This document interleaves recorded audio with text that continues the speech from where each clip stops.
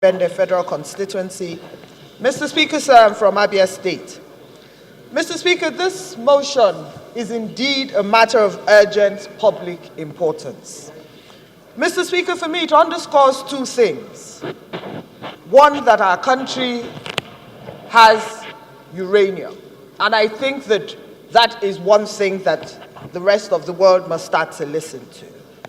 But, Mr. Speaker, more than that, my concern is that this uranium development has been shrouded in so much secrecy that we are almost unaware as a people, one, of the grade of uranium it is, and more importantly, on the effects on the citizenry that reside in that area.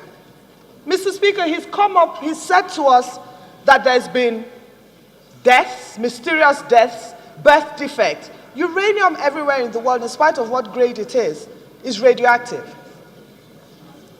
And so what this community is experiencing are the direct effects of radioactive property in their environment. And so here it was, discovered, mined, whatever, under secrecy, without even the host communities knowing exactly what they were exposed to. Now it has been capped and we're suffering for it. Mr. Speaker, my concern is that the Ministry of Mining, the ministry in charge of solid minerals, seems from his position, from what he posits, to be totally unaware of what is going on in that environment. Mr. Speaker, as our country seeks to diversify, and that is exactly what the leader said today, the minority leader, that we must have a proper policy direction on each of these minerals that we have in this country. The ones that are extremely dangerous, Mr. Speaker, we must understand the effect. What is Nigeria's plan for our uranium development? Do we have a plan? Other countries around the world, Mr. Speaker, are using it for power and so on and so forth. Ours is killing our people and we're doing nothing about it. As a country, Mr. Speaker, sir, I think the time has come for us to have a properly developed cadastral map that says to us, this is what we have. These are the benefits. These are the demerits. These are the things that happen to the people around, so that the people, at least, Mr. Speaker, they have a right to know that they are radioactive. Mr. Speaker, I don't even want to imagine the number of cancer cases that are going on in that place. And we sit down and we say nothing to them. As a parliament, Mr. Speaker, we owe responsibility to our people. As a government, we owe a responsibility to our people to protect them. That Nigeria is blessed with solid minerals, and we mouth it on a daily basis. We're blessed with solid minerals from the north to the south. Mr. Speaker, some of these things come with their demerits. Let us as a government, for God's sake, protect the people. We will benefit from it. The next thing, it will be the next Niger Delta.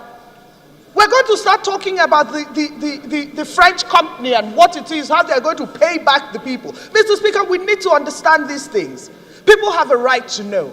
People have a right to benefit from what is in the environment, and people have a right to be protected from those things. So, Mr. Speaker, I would like to urge my colleagues to please support this motion. But as an amendment, rather than it only go to the Committee on Mining, on Solid Minerals, I think we should also add the Committee on Science and Technology because of the National Atomic Energy. Because if we, research agency, because if we say that if there is the assumption that that place is radioactive, then we need to get them in for us to adequately confirm, determine just how radioactive that place is, and do something about moving the people out of there. Because if they're having mysterious deaths and birth defects, then, Mr. Speaker, we have not conducted the investigation, but it is safe to assume that wherever there's uranium, there will be these concerns, and I think it is important that we do it, and do it as a matter of urgency. Thank you. Thank you very much. Thank you for your contribution. You have touched all relevant part of that motion. One, uranium is radioactive.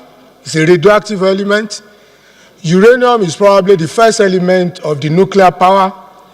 and is also used in generating power and is used in treatment in medicine. But the most adverse effect of uranium as an element is that it is highly radioactive, very, very radioactive.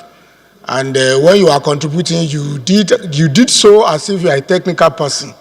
So on this note, it's not something we can subject to an extensive debate. It's so technical that we have to charge the two committees as mentioned, Science and Tech, then Solid Mineral. But right from today, I will advise Honorable Kamali, when you go back to your constituency, let them know that uranium is highly radioactive.